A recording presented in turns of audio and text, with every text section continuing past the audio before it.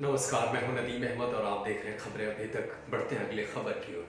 हिंदुस्तान में जब से आज़ादी मिली और जब से संविधान बना तब से आरक्षण को लेकर के एक वर्ग हमेशा सवाल उठाता रहा है कि आरक्षण में कई तरीके की धांधलियां होती हैं।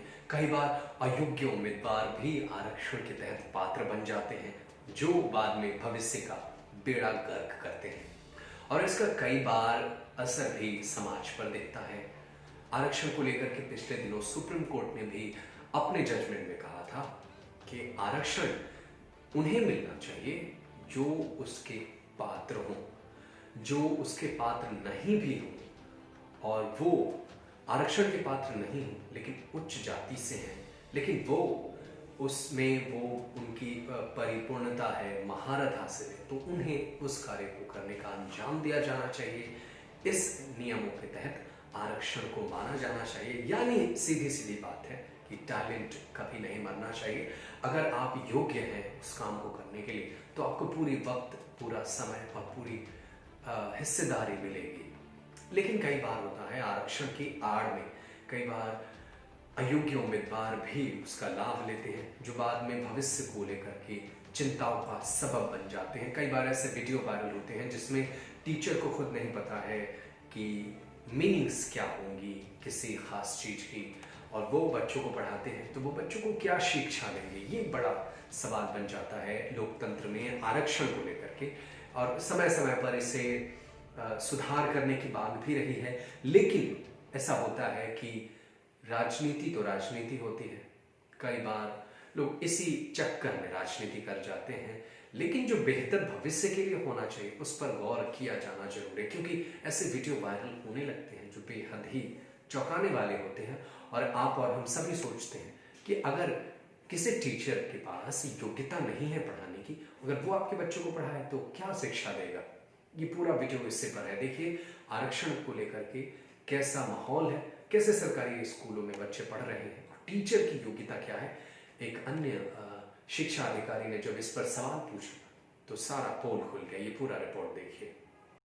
गलत हुआ, तुम भाज्य संख्या नहीं जानते। भाज्य में तुमने सम विषम संख्या के बारे में बता रहे हो। सम संख्या की परिभाषा को तुम अभाज्य संख्या की परिभाषा में बता रहे हो जी। अगला सवाल, दो भाज्य संख्या है कि अभाज्य है?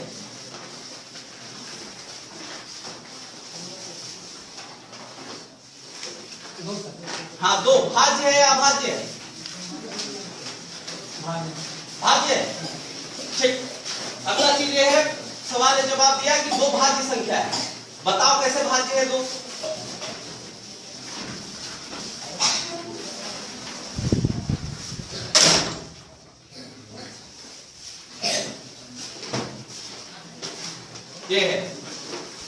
ये है हमारे गणित शिक्षक का काबिलियत। ये भाज्य अभाज्य नहीं जानता, ये 9 को कहता है कि अभाज्य है, ये 2 को कहता है कि भाज्य है। प्रूफ करने के लिए बोलते हैं तो आता नहीं है।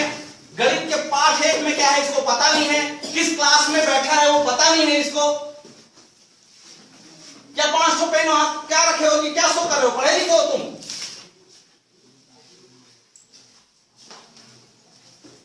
लाओ मेरे को वो दो चाक देना।